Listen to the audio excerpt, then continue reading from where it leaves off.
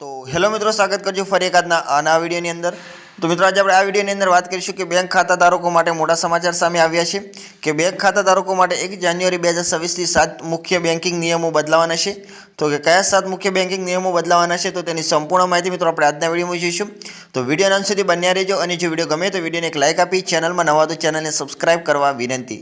અને મિત્રો અમને કમેન્ટ કરીને ખાસ જણાવજો કે અમારો વિડિયો તમે કયા ગામ કે કયા શહેરથી જોઈ રહ્યા છો, તો મિત્રો અમને પણ ખબર પડે કે અમારો વિડિયો આ ગામ કે આ શહેર સુધી પહોંચી રહ્યો છે।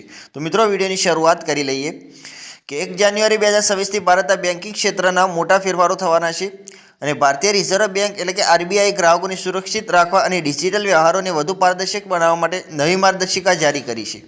અને આ નિયમો ફક્ત સામાન્ય ખાતાધારકો માટે જ મહત્વપૂર્ણ નથી, પરંતુ લોન લેનારાઓ અને ડિજિટલ બેન્કિંગ વપરાશકર્તાઓ પર પણ સીધી અસર કરશે। એટલે કે મિત્રો 1 જાન્યુઆરી 2026 થી ભારતના જે બેન્કિંગ ક્ષેત્રના જે મોટા ફેરફારો થવાના છે અને ભારતીય રિઝર્વ બેંક એટલે કે આરબીઆઈ ગ્રાહકોને સુરક્ષિત અને ડિજિટલ વ્યવહારો તરફ પારદર્શક બનાવવા માટે મિત્રો નવી માર્ગદર્શિકા જારી કરી છે। અને આ નિયમો ફક્ત સામાન્ય ખાતાધારકો માટે જ મહત્વપૂર્ણ નથી, પરંતુ જે લોન લેનારાઓ અને જે ડિજિટલ બેન્કિંગ વપરાશકર્તાઓ પર છે પર તેમના પર સીધી અસર કરશે મિત્રો। અને નવા નિયમોનો મુખ્ય ઉદ્દેશ બેન્કિંગ છેતરપિંડી અટકાવવાનો અને ગ્રાહકોને તેમના અધિકારો પ્રત્યે જાગૃત કરવાનો છે। જો તમારું કોઈપણ જાહેર કે ખાનગી બેંકમાં ખાતું હોય તો આ 7 મુખ્ય ફેરફારો સમજવું ખૂબ જ મહત્વપૂર્ણ છે। અને આ નિયમો વિશે અગાઉથી જાગૃત થઈને તમે ભવિષ્યમાં કોઈપણ અસુવિધા અથવા નાણાકીય નુકસાન ટાળી શકો છો। એટલે કે મિત્રો આ નવા નિયમોનો મુખ્ય ઉદ્દેશ બેંકની જે છેતરપિંડી થાય છે તેને અટકાવવા અને ગ્રાહકોને અધિકારીઓ પ્રત્યે જાગૃત કરવાનો છે મિત્રો। અને આ નિયમો વિશે અગાઉથી તમે જાગૃત થઈને મિત્રો ભવિષ્યમાં કોઈપણ અસુવિધા અથવા નાણાકીય નુકસાન ટાળી શકો છો મિત્રો। ત્યારબાદ આપણે આગળ વાત કરીએ કે આરબીઆઈ નવા બેન્કિંગ નિયમો 2026 વિશે કે પહેલા નિયમની વાત કરીએ તો કે ડાયનેમિક 2 ફેક્ટર ઓથેન્ટિકેશન।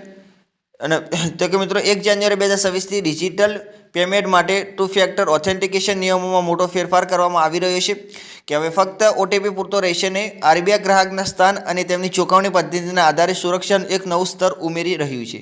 જો કોઈ અચાનક નવા સ્થાન અથવા નવા ઉપકરણથી મોટો વ્યવહાર કરે છે તો બેંકને વધારાની ચકાસણીની જરૂર પડશે। આનાથી ઓનલાઈન છેતરપિંડી અને સાયબર કૌભાંડો પર અંકુશ આવશે તેવી અપેક્ષા છે। અને આ ટેકનોલોજી શંકાસ્પદ વ્યવહારોને તાત્કાલિક અવરોધિત કરશે। એટલે કે મિત્રો પહેલું છે મિત્રો નિયમ ડાયનેમિક 2 ફેક્ટર ઓથેન્ટિફિકેશન। એટલે કે મિત્રો 1 જાન્યુઆરી 2026 થી ડિજિટલ પેમેન્ટ માટે 2 ફેક્ટર ઓથેન્ટિફિકેશન નિયમોમાં મોટો ફેરફાર કરવામાં આવી રહ્યો છે કે ફક્ત ઓટીપી પૂરતો રહેશે નહીં, પરંતુ આરબીઆઈને જે ગ્રાહકના સ્થાન અને તેમની ચૂકવણી પદ્ધતિના આધારે સુરક્ષાનું એક નવું સ્તર ઉમેરી રહ્યું છે।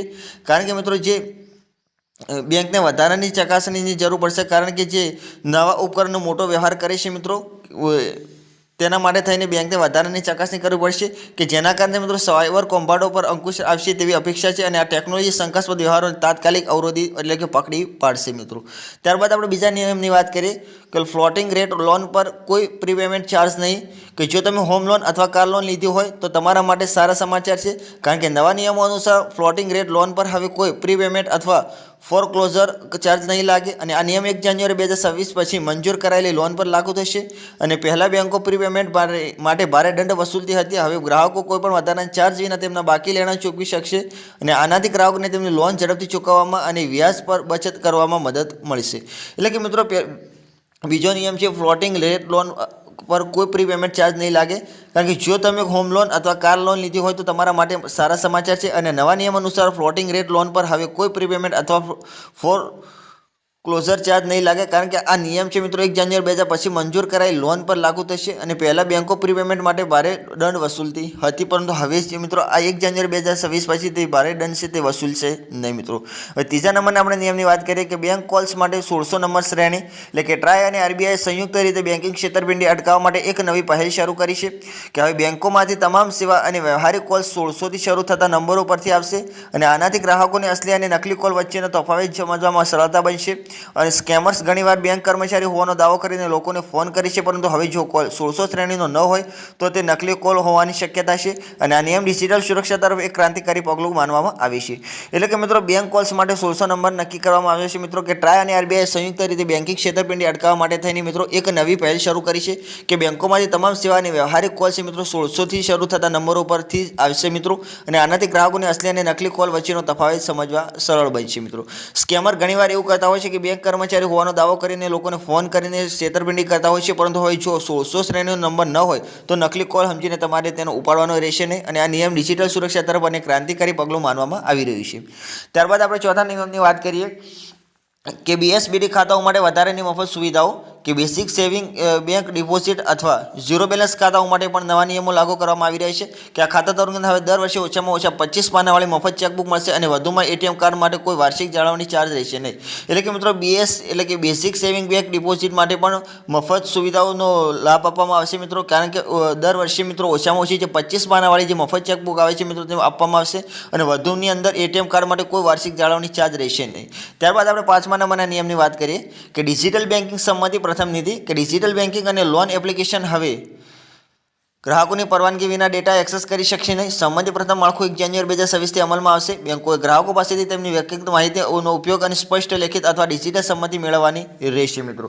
એટલે કે મિત્રો 5મા નંબરના નિયમની વાત કરીએ કે ડિજિટલ બેન્કિંગ અને લોન એપ્લિકેશન હવે ગ્રાહકોની પરવાનગી વગર ડેટા એક્સેસ કરી શકશે નહીં, કારણ કે સંમતિ પ્રથમ માળખું 1 જાન્યુઆરી 2026થી અમલમાં આવશે અને બેંકો ગ્રાહકો પાસેથી તેમની વ્યક્તિગત માહિતીનો ઉપયોગ કરીને સ્પષ્ટ લેખિત અથવા ડિજિટલ સંમતિ મેળવવાની જરૂર રહેશે મિત્રો. ત્યારબાદ આપણે 6ઠ્ઠા નંબરના નિયમની વાત કરીશું કે લઘુત્તમ બેલેન્સ નિયમોમાં એકરૂપતા કે આરબીઆઈ લઘુત્તમ બેલેન્સ આવશ્યકતાઓને પણ સરળ બનાવી છે. બચત ખાતાઓ માટે માસિક સરેરાશ બેલેન્સ હવે શહેરી વિસ્તારોમાં ₹3000 અને ગ્રામીણ વિસ્તારોમાં ₹1500 પર સેટ કરવામાં આવ્યું છે. આનો હેતુ બેંકો દ્વારા વસૂલવામાં આવતા મનસ્વી શુલ્કને રોકવાનું છે. એટલે કે મિત્રો લઘુત્તમ એટલે કે મિત્રો તમે ઓછામાં ઓછું કેટલું બેલેન્સ રાખી શકો તેના પર નિયમોની અંદર પણ બદલાવ કરવામાં આવ્યો છે કે આરબીઆઈ લઘુત્તમ બેલેન્સ આવશ્યકતાઓનો પણ સરળ બનાવી છે મિત્રો, કારણ કે બચત ખાતાઓ માટે માસિક સરેરાશ બેલેન્સ હવે શહેરી વિસ્તારોની અંદર ₹3000 કરવામાં આવી છે અને ગ્રામીણ વિસ્તારોની અંદર ₹1500 પર સેટ કરી દેવામાં આવી છે મિત્રો. ત્યારબાદ આપણે 7મા નંબરના નિયમની વાત કરીશું કે નિષ્ક્રિય ખાતા ઉપર નવી સૂચનાઓ કે જો તમે 12 મહિનાથી તમારા ખાતા પર કોઈ વ્યવહાર કર્યો નથી તો તેને નિષ્ક્રિય જાહેર કરી શકાય છે. જો કે બેંકોએ હવે ખાતું બંધ કરતા પહેલા 90 દિવસ પહેલા ગ્રાહકને સૂચિત કરવાની જરૂર રહેશે. આનાથી એવા લોકોને રાહત મળશે જેમના જૂના ખાતા તેમની જાણ વગર બંધ કરવામાં આવ્યા હતા. વધુમાં બેંકોએ નિષ્ક્રિય ખાતાઓમાં પહેલા ભંડોળ પર વ્યાજ ચૂકવવાનું ચાલુ રાખ્યું હતું. ખાતાએ ફરીથી સક્રિય કરવાની પ્રક્રિયા પણ સંપૂર્ણપણે ડિજિટલ અને સરળ બનાવવામાં આવી છે. એટલે કે મિત્રો નિષ્ક્રિય ખાતા ઉપર નવી સૂચનાઓ પણ જાહેર કરવામાં આવી છે કે મિત્રો જો તમે 12 મહિનાથી તમારા ખાતાનો કોઈ વ્યવહાર કરતા નથી તો પહેલાં તમારું જે નિષ્ક્રિય જાહેર કરવામાં આવતું અને તે ખાતું બંધ કરી દેવામાં આવતું હતું, પરંતુ હવે બેંકોએ હવે ખાતું બંધ કરતા પહેલાં 90 દિવસ પહેલેથી જ અગાઉથી ગ્રાહકને સૂચના આપવામાં આવશે અને આનાથી એવા લોકોને રાહત મળશે જેમના જૂના ખાતાઓ તેમની જાણ વગર બંધ કરવામાં આવ્યા હતા મિત્રો. અને વધુમાં બેંકોએ નિષ્ક્રિય ખાતાઓ પડેલા જે ભંડોળ પર વ્યાજ ચૂકવવાનું ચાલુ રાખવું પડશે. ખાતાએ ફરીથી સક્રિય કરવાની પ્રક્રિયા પણ સંપૂર્ણપણે ડિજિટલ અને સરળ બનાવવામાં આવી રહી છે મિત્રો.